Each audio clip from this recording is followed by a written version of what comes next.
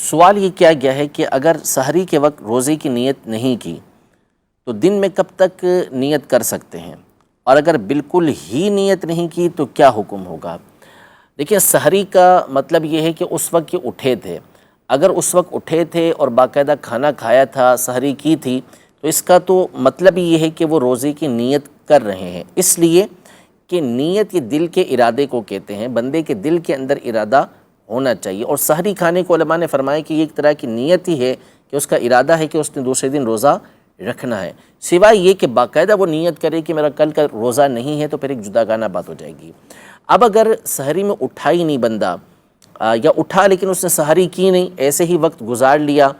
اور نیت اس نے کی نہیں، اب اگر یہ فرض روزہ ہے جیسے رمضان کا روزہ ہوتا ہے یا نفل روزہ ہے،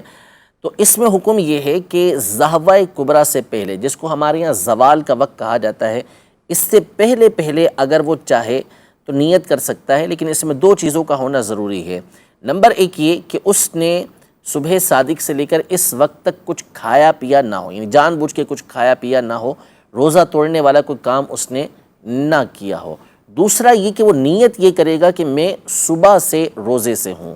یہ نیت کرے گا تو اس کی یہ نیت ہو جائے گی، جبکہ وہ رمضان کا روزہ ہو یا نفل روزہ ہو۔